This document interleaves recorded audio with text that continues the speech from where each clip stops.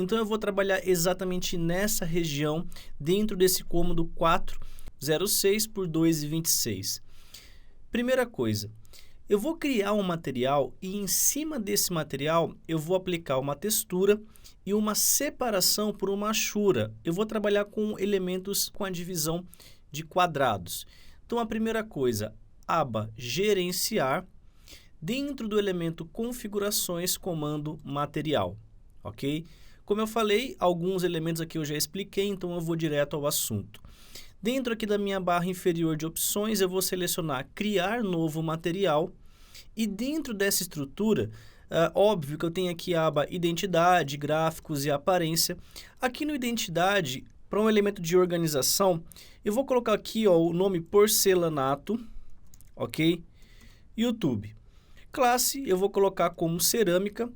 E o que vai prevalecer exatamente dentro aqui da aba gráficos, o elemento padrão de superfície. Bom, mas espera lá, esse padrão de superfície não é simplesmente divisão por linha? Sim, essa divisão de linha vai organizar a montagem dessas peças no ambiente. Então, se você não quer colocar a aparência ou uma textura, sem problema nenhum, é só você aplicar o padrão de superfície. Então, eu vou habilitar em cima do modelo, ele vem como nenhum elemento, dou um clique. Dentro do elemento tipo de padrão, eu já vou selecionar aqui o meu elemento de modelo, ok? E eu não vou utilizar nenhum existente, eu vou criar um novo. Dentro dessa estrutura, eu tenho dois elementos principais, o simples ou o personalizado. O elemento simples, mesmo que você edite, ele vai colocar linhas, tanto na horizontal ou vertical com ângulo, a partir de uma construção ou uma escolha de paralelo cruzado. O personalizado, ele já vai necessitar de arquivos padrões de Ashura. Eu ainda não fiz um vídeo sobre, mas eu pretendo trazer o mais rápido aí para vocês. Nesse caso, é a opção simples. Bom, descendo aqui, eu vou colocar o nome deste padrão como porcelanato, ok? Eu posso colocar também uma descrição devido à dimensão. Eu só vou pôr porcelanato YouTube para ser algo rápido. O ângulo dessa linha, repara que ele está 45. E dentro desse campo visual, eu tenho aqui as linhas a 45 graus a partir da referência X, só que ele não tem duas linhas, tem somente um grupo de linhas paralelas. Então, para ficar algo mais fácil o entendimento, aqui embaixo eu vou trocar para achura cruzada. Automaticamente, então, eu consigo simular a divisão de azulejo, piso, placas retangulares ou quadradas. A minha preferência aqui, como eu vou pôr esse porcelanato paralelo às paredes, então eu vou trocar o ângulo de 45 para 0. O espaçamento entre cada peça eu vou trabalhar com um piso de 45 centímetros. Existem várias dimensões no mercado, 30, 90, 55 e assim por diante. Nesse meu exercício eu vou trabalhar com 45. Então, tanto para o espaçamento da linha 1 para a linha 2, 0, 45. Não se preocupem se você não conseguir enxergar aqui um quadrado perfeito, exatamente aqui a divisão de 45, 45, porque ele está respeitando a janela aqui devido à escala de 1 para 20. E se eu clicar aqui no OK, ele já vai estar configurado sem estresse nenhum. Clico no OK, confirmo aqui então o elemento porcelanato, mais uma vez, e ele já vai ser inserido nesse meu material. Bom, a partir desse momento você já pode confirmar no OK e aplicar esse seu elemento de acabamento. Só que para ficar algo mais refinado, eu vou vir aqui na aba de aparência, eu vou trocar aqui o meu elemento, eu vou colocar como se fosse um cenário de plano, que é o piso que eu vou trabalhar, e dentro aqui do grupo genérico, eu vou clicar no espaço branco na imagem. Como eu não tenho nenhum elemento, clicando no retângulo, ele já vai abrir a janela de busca.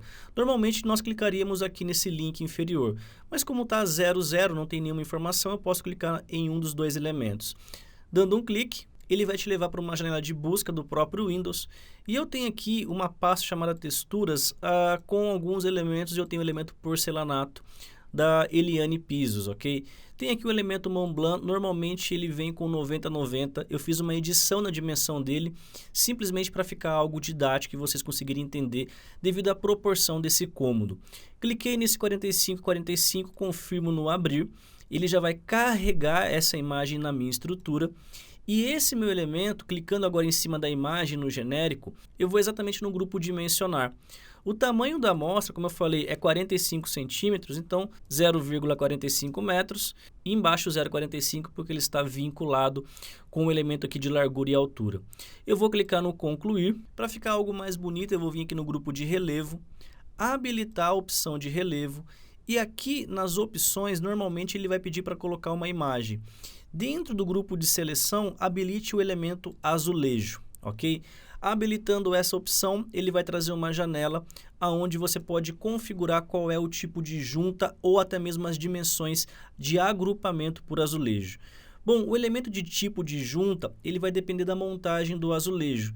Por exemplo, aqui no modelo Mata Junta, ele vai colocar como se fosse metade de cada azulejo e a divisão a partir do midpoint de cada aresta. Você ainda pode trabalhar com outros modelos, por exemplo, junta em inglês, ele vai fazer uma configuração diferenciada e assim sucessivamente. No nosso caso, nós vamos trabalhar com mata junta em pilha, ok? Ele vai estar assim, um em cima do outro, sem nenhum deslocamento. A contagem de azulejos eu vou colocar aqui a cada 2 elementos, tanto por linha como coluna, e a distância entre esses dois grupos, no caso horizontal e vertical, vai ser 0,90. Por que 0,90? Devido à proporção do meu piso. Então, descendo aqui na minha estrutura, eu vou encontrar o cara chamado dimensionar. E esse camarada aqui, 0,90, com o elemento de 0,90, ele vai ser ajustado nessa estrutura. Óbvio que se você preferir trabalhar com o sobrematerial ali do rejunte, você pode colocar um espaçamento a mais. Alguns aí vão dizer, professor, mas se você subir aqui na sua estrutura, eu tenho aqui a aparência de reboco ou essa distância. Essa dimensão, ela não é acrescida à sua imagem de 45. Ela trabalha sempre com a dimensão interna. Ele vai jogar essa sua estrutura para dentro da foto ou do acabamento. Então, você tem que considerar essa diferença. Beleza? Feito essa estrutura, eu clico no concluir. O meu elemento já vai estar aplicado com o elemento de porcelanato. Vou confirmar com o OK. E agora o processo é simples. Dentro da aba modificar, comando pintura. E agora eu vou procurar esse meu material. Como eu coloquei YT, então fica fácil de colocar aqui no campo de search. Dou um clique no porcelanato YouTube. Clico exatamente nesse ambiente. E olha só que interessante, ele fez a divisão exata a partir de 45 a 45 centímetros. Se eu puxar aqui uma cota, no caso aqui alinhada, tanto entre as linhas horizontais ou verticais, ele vai puxar exatamente a dimensão que nós configuramos. Outra coisa que você pode também aplicar é quando você fizer um alinhamento por face. Por exemplo, se eu habilitar aqui o comando modificar, elemento align, ou seja, o alinhar, e eu vou referenciar. Ao invés dele colocar a peça alinhada de baixo para cima, eu vou selecionar a referência da parede e clicar no acabamento do piso. Ele vai ajustar sem problema nenhum. Esse ambiente acabou que ficando ali quase que perfeito, né, as divisões. Eu vou fazer uma modificação no ambiente para deixar algo fora de proporção ou divisão de peças. Bom, agora sim dá para fazer um exemplo bem didático. Reparem que ele está alinhado pela parte inferior e pelo elemento aqui da esquerda. Eu vou habilitar o comando align ou alinhar, referência da parede e a referência do piso. Ele vai subir toda a minha paginação. Referência da direita e a referência do piso, e a minha estrutura é voltada toda para a direita. Se eu voltar na aba gerenciar, habilitar os materiais, dentro do elemento porcelanato, dentro do padrão de superfície, eu tenho aqui, ó, alinhamento da textura. Você pode referenciar o seu alinhamento a partir de superfícies, ou puxando para a esquerda e referenciando a face da direita. Reparem que ele vai subdividir ali e ele vai começar a demonstrar a linha laranja. Aí você puxa até ele desaparecer, está alinhado. Ou referenciar a partir da superfície superior. Você vai ajustando a melhor opção para o seu projeto e para o seu material. Normalmente o set dele do próprio Revit é esquerda e a parte inferior, ok? Confirmando essa estrutura, você clica no OK, ele vai retroceder. Como nós já ajustamos com o comando alinhar, então não vai ser alterado. Outra coisa interessante é que quando você agora aplica o elemento de realista, ele vai tirar aquelas achuras e pelo fato de ter aplicado ali os rejuntos, olha que legal, quando eu dou o zoom, ele pega exatamente as divisões e ele cria, né, como se fosse um espaçamento. Como eu falei, ele pega a foto de 45 e puxa o rejunte para dentro da própria imagem. Essa é a junção de 4 fotos. Dá um aspecto bem interessante. Professor, se você ajustar lá a achura, ele vai ajustar a textura? Sim. Reparem que a textura está alinhada na parte superior e direita. Eu vou voltar aqui no meu elemento de linha oculta, ok? Vou colocar modificar, alinhamento da face esquerda com a linha de achura, face inferior com a linha de achura. Volto no elemento realista e ele já ajusta toda a sua textura. Fica muito mais prático e muito mais fácil. Para fechar essa videoaula com chave de ouro, a última dica aqui seria se você quiser trocar a cor dessa achura dentro do elemento de materiais. Dentro aqui da aba de gráficos, você ainda pode colocar aqui padrões de superfície, cor, ok?